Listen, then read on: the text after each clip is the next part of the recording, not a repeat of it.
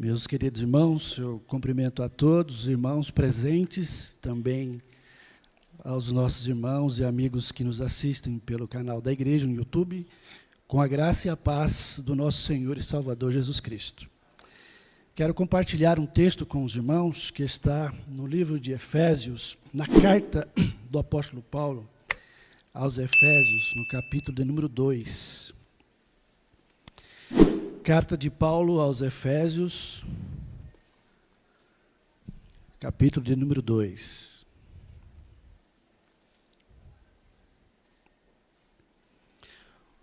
O apóstolo fala de uma notícia e divide ela em duas partes.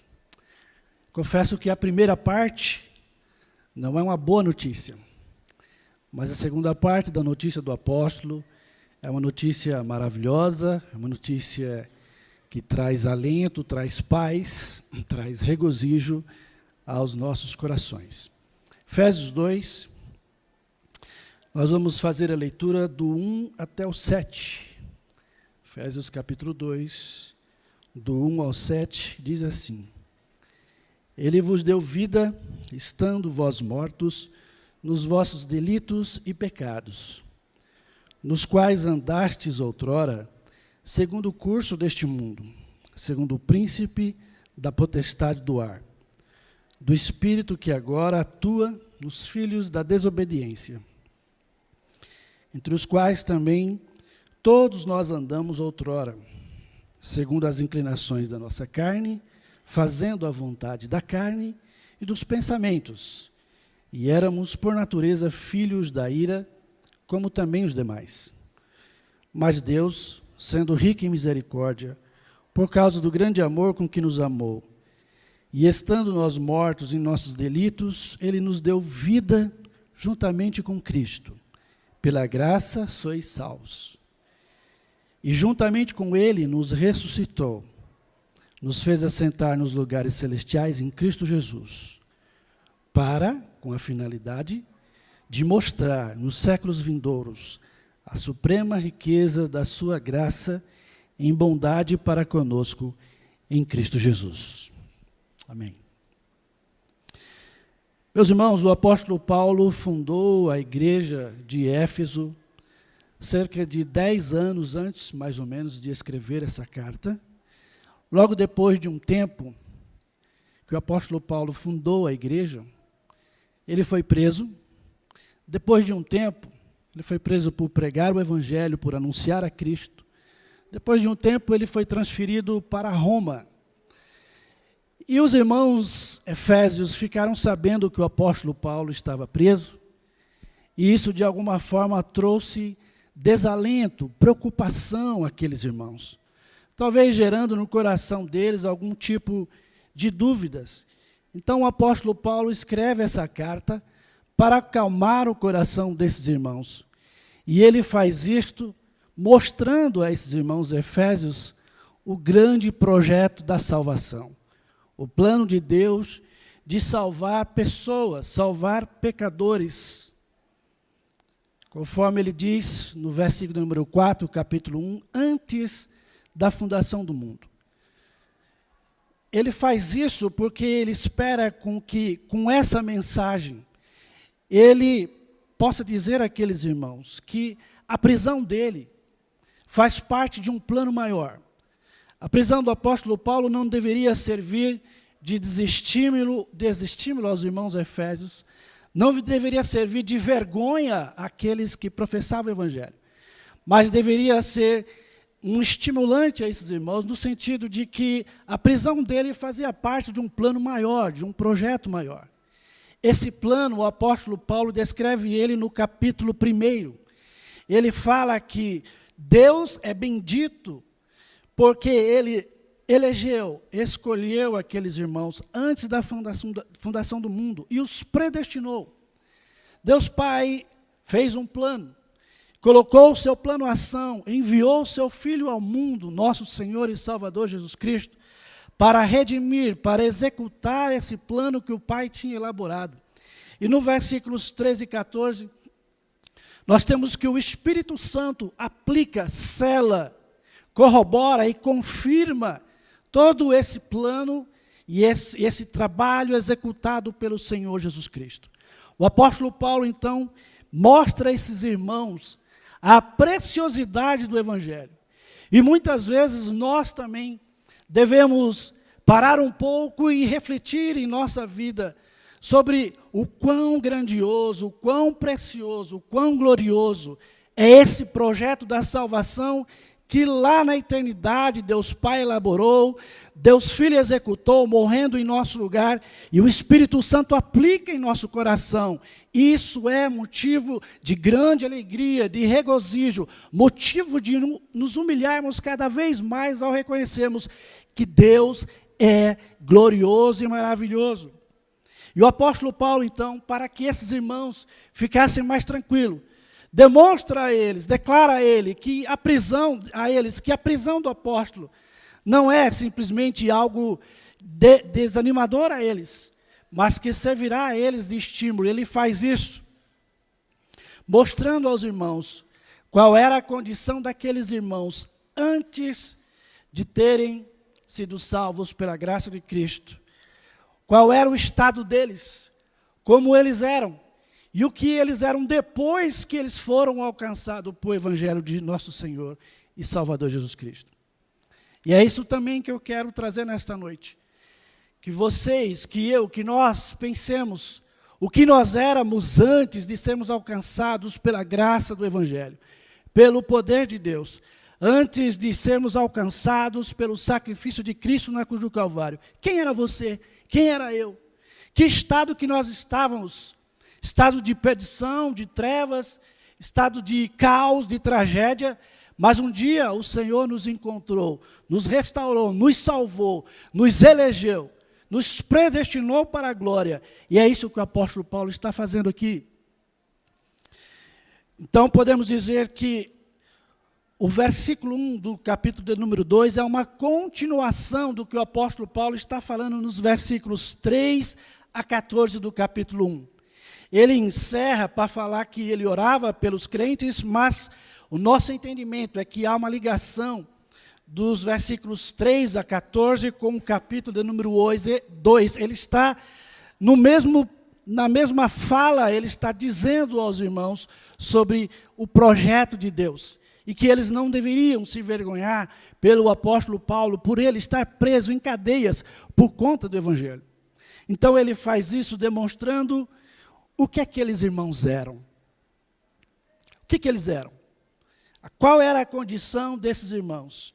O apóstolo Paulo diz no versículo número 1, acompanhe comigo, que o Senhor nos deu vida quando nós, ou quando eles, os efésios, estavam mortos nos delitos e pecados deles. Essa é a primeira condição que os irmãos efésios estavam. Primeiro estado, eles estavam mortos nos delitos e pecado.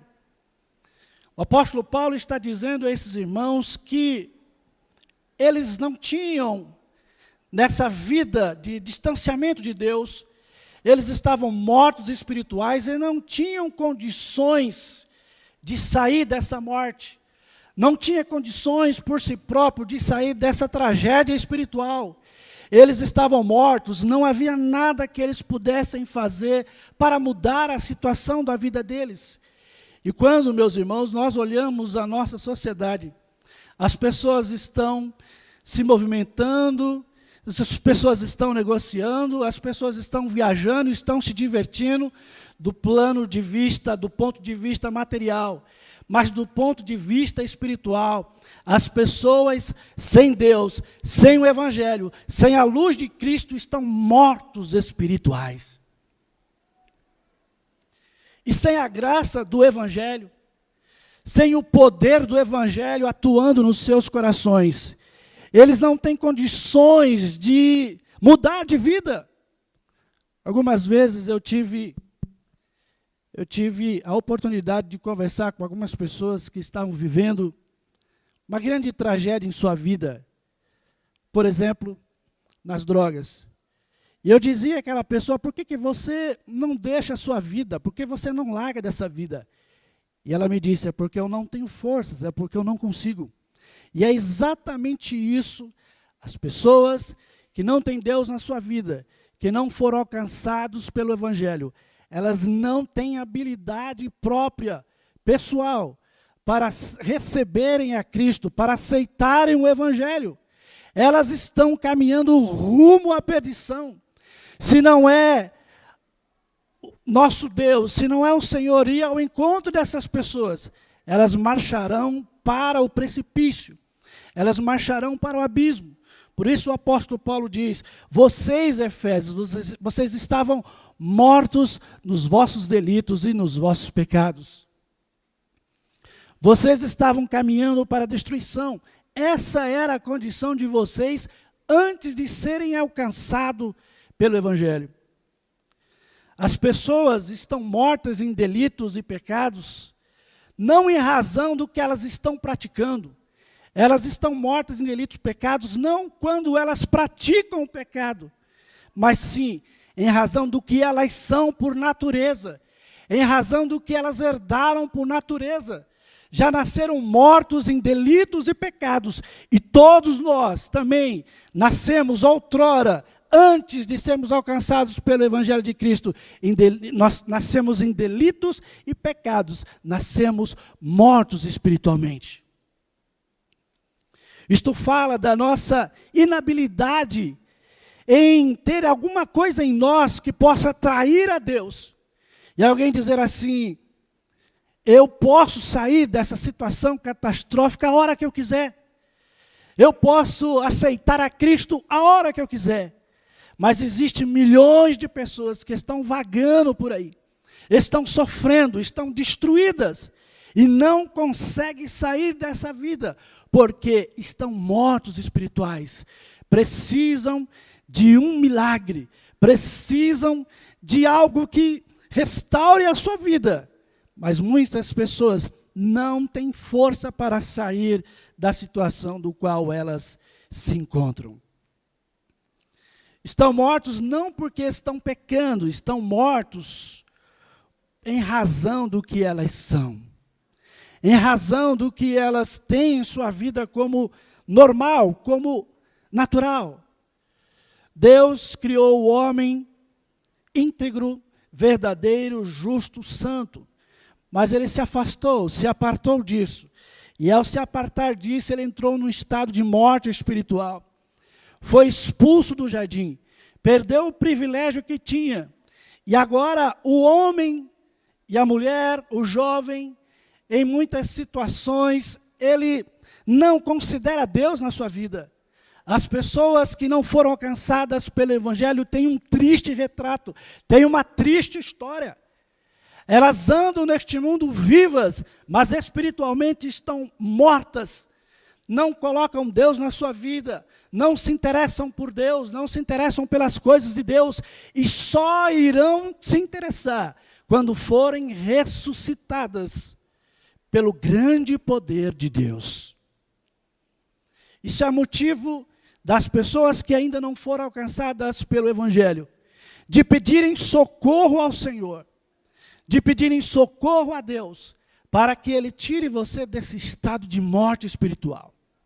A primeira condição que o apóstolo Paulo fala então aos irmãos Efésios, para que eles entendessem o plano de Deus e a grandeza do Evangelho, e que eles não se envergonhassem das prisões e da cadeia de que o apóstolo Paulo estava sofrendo, vocês estavam mortos. O primeiro quadro que o apóstolo Paulo coloca a esses irmãos é terrível. Vocês estavam mortos nos vossos delitos e os vossos pecados. Essa é a primeira condição.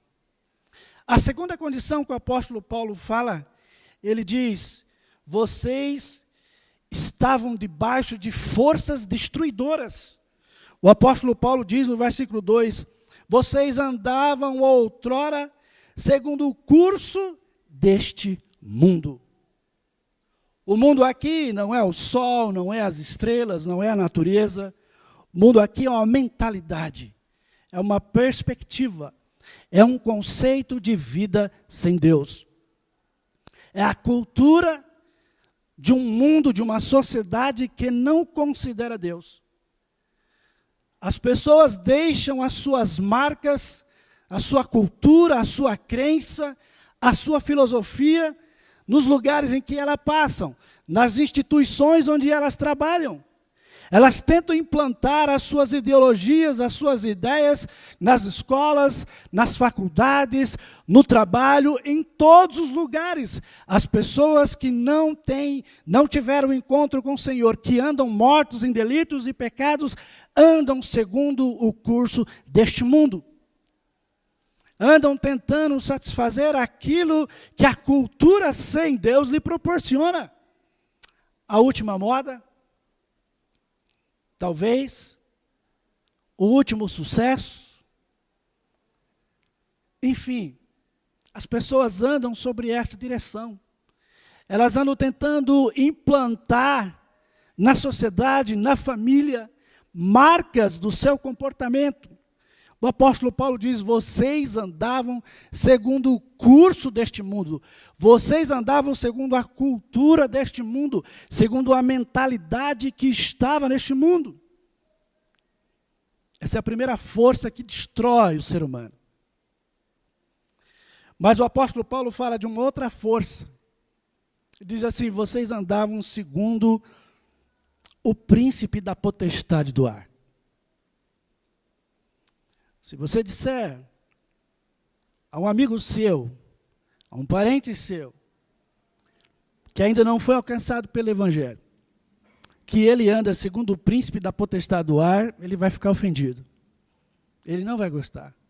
Mas é a realidade. Essa é a triste notícia. Essa é a notícia ruim. O apóstolo diz que aqueles irmãos, assim, vocês andaram outrora segundo o príncipe da potestade do ar. E quando nós lemos a fundação da igreja de Éfeso, nós vamos ver que muitas pessoas daquela cidade de Éfeso eram idólatras. Muitas pessoas praticavam artes mágicas, magias, esoterismo. Havia exorcistas pagãos.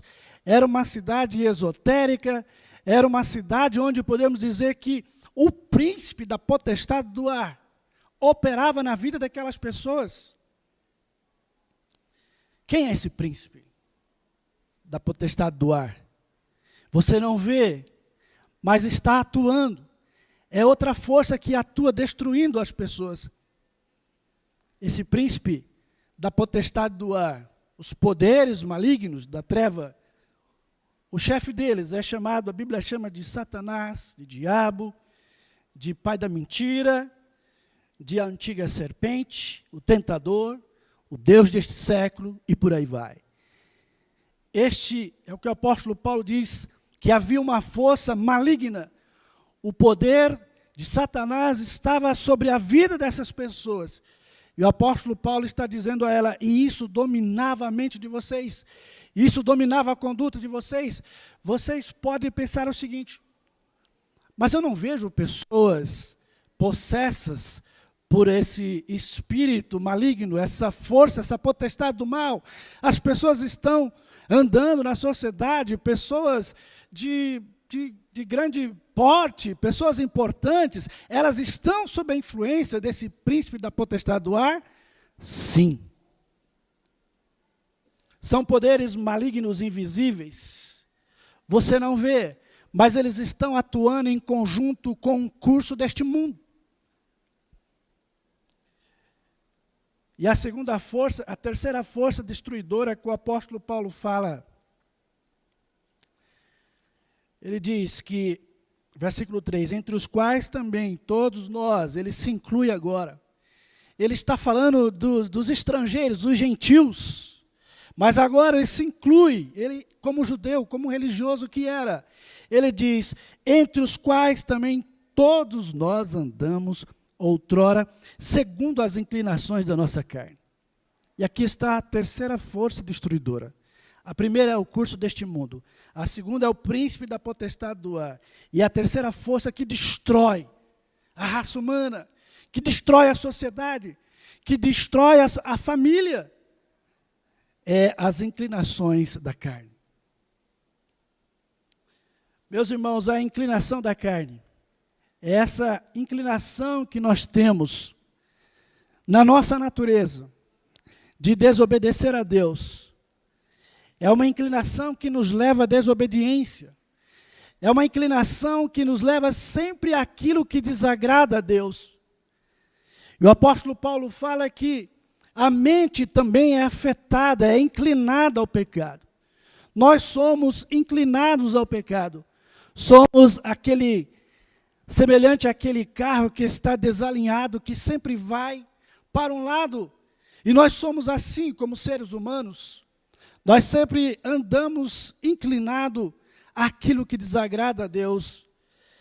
Todo o nosso ser, a nossa mente, a nossa razão, tudo isso, nós que já estamos convertidos, muitas vezes isso nos inclina ao pecado. Imagine agora uma sociedade distante de Deus, que não considera Deus.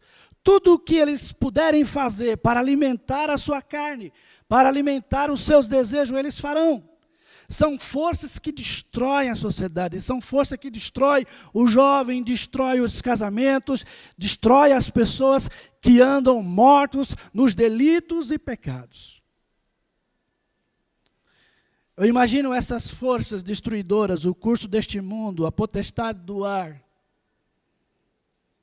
potestade maligna, e a inclinação da carne, como se fosse aqueles animais selvagens que atacam a sua presa. Todas juntas, eles vêm e atacam a pessoa que está morta nos delitos e pecados. É isso que o apóstolo Paulo está mostrando a esses irmãos. Vocês eram assim. Vocês não podiam fazer nada para sair dessa situação, vocês estavam mortos. Havia forças que destruíam vocês. Outra condição. Primeira condição, o estado que eles haviam de morte. Morte espiritual. De forças que os destruíam. E agora o apóstolo Paulo diz que eles estavam debaixo da ira de Deus. E é uma notícia ruim. Todas aquelas pessoas que ainda não foram alcançadas pelo Evangelho, tristemente, estão debaixo da ira de Deus. A ira de Deus faz parte dos seus atributos, assim como o amor, a bondade de Deus. A ira de Deus não é uma raiva, não é mau humor dele, mas a ira de Deus é a resposta e a reação dele em face à rebeldia da humanidade que anda sem o considerá-lo. João disse, no capítulo 3, versículos 18 e 19, quem não crê em Cristo, quem nele crê, não é condenado, mas o que não crê já está condenado, porque não crê no nome do unigênito Filho de Deus. E a condenação é esta, João continua, a luz veio ao mundo, mas os homens amaram mais as trevas do que a luz, porque as suas obras eram más. Por natureza, as suas obras eram más. O quadro é terrível, a notícia não é boa, é caos espiritual. João ainda continua dizendo no versículo 36, João 3:36, por isso quem crê no Filho tem a vida eterna. Quem se mantém rebelde contra o Filho não verá a vida, mas sobre ele permanece a ira de Deus. Permanece sobre a humanidade rebelde, permanece sobre a humanidade que desconsidera o ser de Deus, permanece sobre ela a ira de Deus, porque Deus é santo. Se Deus fosse condescendente com o pecado, Ele não seria merecedor da nossa adoração e louvor, Ele é santo. E na cruz, Cristo sofreu a ira de Deus para nos redimir dos pecados. Se fôssemos dar exemplo da ira de Deus, o seu zelo pela santidade, nós temos vários na Bíblia Sagrada. Sodoma e Gomorra, o dilúvio, Ananias e Safira, a punição do povo de Deus indo para o cativeiro e por aí vai. O Senhor não é condescendente com o pecado. Ele pune o pecado. Veja, irmãos, essas são as 3 condições que o apóstolo Paulo fala que os irmãos Efésios se encontravam. Eles estavam mortos, estavam debaixo de forças destruidoras e estavam debaixo da ira de Deus. É o que diz o versículo de número 3. Segundo as inclinações da carne, fazendo a vontade da carne, dos pensamentos, todo ser, e éramos por natureza filhos da ira, como também os demais. Mas agora vem a segunda parte, a boa notícia. E ela começa com essa expressão, mas Deus. Vocês estavam mortos. Havia espíritos malignos que os oprimiam. Vocês andavam sobre o curso deste mundo. Vocês estavam todos comprometidos, estavam debaixo da ira de Deus. A situação era uma situação de condenação. Mas o apóstolo Paulo agora mostra a grandeza de Deus, a preciosidade do Evangelho, e ele diz no versículo 4, mas Deus providenciou o caminho da salvação, ou libertação para aqueles que se encontram em condenação. Talvez você esteja me ouvindo nessa noite, talvez não esteja nem aqui, mas me ouvindo em algum lugar, em algum momento, pela internet. E talvez você tenha buscado solução para os seus problemas, você está vivendo uma tragédia espiritual. E você está exatamente como os irmãos Efésios aqui se encontravam. Mas Deus, diz o versículo 4, sendo rico, prodigioso, em misericórdia, por causa do grande amor com que nos amou, e estando, o apóstolo Paulo repete, e estando nós mortos em nossos delitos, ou seja, não tínhamos condições de dar um passo para Deus, não podíamos fazer nada. Ele nos escolheu. Mas estando mortos em delitos e pecado, o que é que Deus fez? Deus nos vivificou, nos deu vida, juntamente com Cristo. Pela graça sou salvo. E Deus nos deu 3 bênçãos. Ele nos deu vida, vivificou, nos ressuscitou, nos libertou da escravidão, da morte, do pecado, da morte espiritual, e nos colocou em lugares privilegiados. Mas Deus sendo rico em misericórdia. Deus é rico em misericórdia. E há um conceito de que misericórdia é quando Deus não nos dá o que merecemos. E eu me lembro daquela parábola que Jesus contou do credor incompassivo. Um homem devia muito dinheiro ao seu senhor. E o Senhor chamou as pessoas para fazerem contas e acertarem, ajustarem as contas. E foi encontrado uma pessoa que devia muito dinheiro ao seu senhor. Então, como ele não tinha que pagar, ele buscou misericórdia, ele procurou encontrar uma solução e ele clamou ao seu senhor para que perdoasse a sua dívida. E aquele senhor perdoou aquela dívida. Aquele homem devia. Aquele homem tinha que pagar. E ele seria escravizado por conta disso. Mas, nesta parábola, o Senhor teve misericórdia deste homem. Não deu a ele o que ele merecia.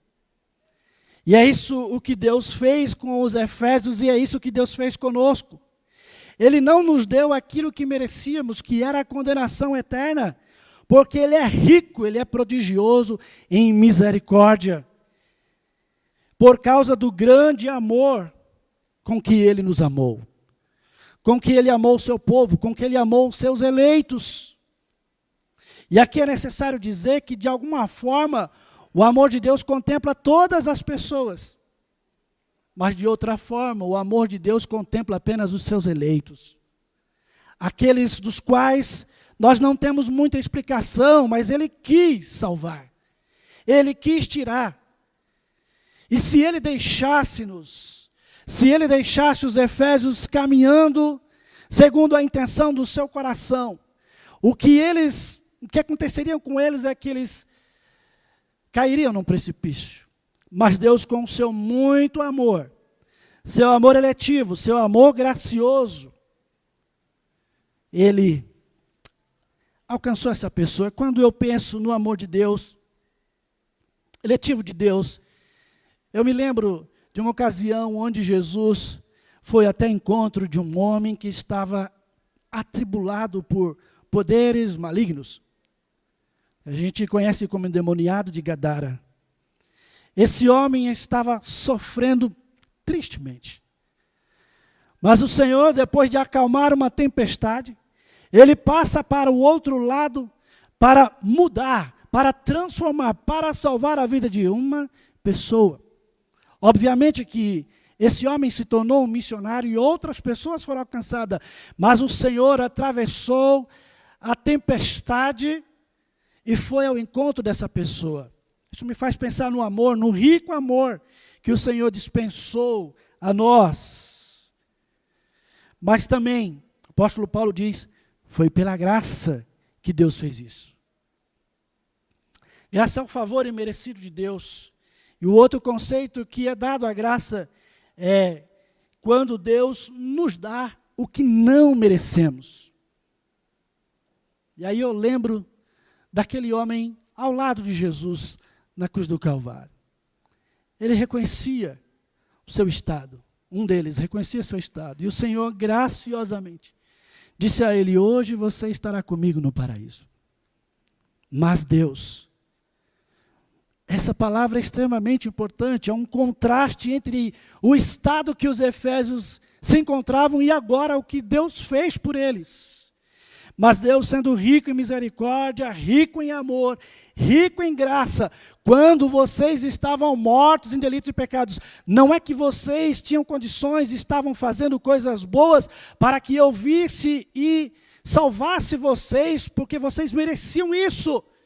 Mas por conta do grande amor de Deus, da sua misericórdia e da sua graça, Ele salvou os efésios e Ele salvou-nos também. E Ele continua salvando pessoas que estão nas mesmas condições. Pela graça sois salvos juntamente com Ele. E aí as 3 bênçãos espirituais que o apóstolo Paulo fala que esses irmãos tiveram por conta disso, é que eles tiveram vida com Cristo. Foram ressuscitadas com Cristo e assentaram em lugares especiais com Cristo. De alguma forma nós somos privilegiados. De alguma forma o Senhor nos posiciona em lugares celestiais junto com Ele. Isso é graça de Deus, nos lugares celestiais. E por que Deus fez isso?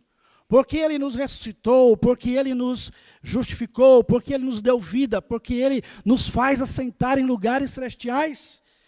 Paulo continua dizendo no versículo 7, para mostrar nos séculos futuros, vindouros, que haveria de vir ainda a suprema riqueza da sua graça em bondade para conosco em Cristo Jesus. É a graça de Deus mostrada às futuras gerações. Veja que o apóstolo Paulo escreveu essa carta no 1º século. E hoje nós estamos lendo essa carta mais de 2000 anos depois. E é isso que Deus estava querendo fazer, querendo mostrar hoje para nós a suprema riqueza da sua graça em bondade para conosco. Quando nos reunimos aqui, com propósitos diversos, mas de alguma forma Deus está mostrando ao mundo a sua maravilhosa graça. Deus está mostrando à sociedade a sua maravilhosa graça, o que Ele pode fazer a pessoas que estavam perdidas, mortas nos seus delitos e pecados, estavam debaixo da ira, mas Ele pode tirar você, Ele pode mudar a sua vida. E Ele mostra isso às gerações que vêm. Nós somos testemunhas da graça de Deus. Fomos alcançadas pelo Evangelho em bondade, mas em Cristo Jesus. Para louvor da glória do Pai em Cristo Jesus. Nós vamos ver no capítulo 1, no capítulo 2, várias vezes essa expressão em Cristo Jesus, nele, por ele, para o louvor da glória de Deus Pai. Graça de Deus se estendeu a nós por sua imensa bondade e misericórdia. Meus irmãos, isso traz para nós um momento de reflexão, de humildade. Quem nós éramos? Qual era a nossa situação? O que é que você fez para alcançar essa graça? Se nós estávamos mortos em nossos delitos e pecados, o que poderíamos fazer para ser alcançado pelo Evangelho? Nada. Nós não poderíamos fazer nada. Semelhante àquelas pessoas que estão numa situação tão difícil, como eu disse, que você diz a ela, saia dessa vida, deixa essa vida, e ela vai dizer a você assim, eu não consigo sair dessa vida. Mas quando Deus age, quando Deus intervém na vida da pessoa, Ele tira a pessoa da miséria, de um profundo lago de lodo, charco de lodo, Ele tira a pessoa. Por isso não há ninguém que você possa dizer assim, eu não vou pregar o Evangelho para essa pessoa, porque essa pessoa não tem jeito. Não. Não há nada impossível para o nosso Deus. Ele continua salvando. É bem verdade que as pessoas continuam mortas nos seus delitos e pecados. É bem verdade que as pessoas não consideram Deus na sua vida. É bem verdade que a marca, o curso deste mundo, a impressão que é deixada neste mundo, são coisas terríveis para a igreja, terríveis para a sociedade, mas Deus continua agindo, mas Deus continua fazendo, mas Deus continua demonstrando a esse mundo por meio do seu povo, por meio de você, a maravilhosa graça dEle, a bondade dEle, a misericórdia dEle. E nós não temos do que nos orgulhar. Nós não temos do que dizer, eu sou merecedor desta graça. Eu sou merecedor deste amor, eu sou merecedor desta misericórdia. Porque o Senhor nos alcançou. Não foi nós que escolhemos o Senhor. Jesus disse aos seus discípulos, mas eu escolhi vocês. Muitas pessoas não conseguem entender a bondade de Deus e o amor eletivo de Deus. Mas quem somos nós para tentar decifrar e desvendar a eleição?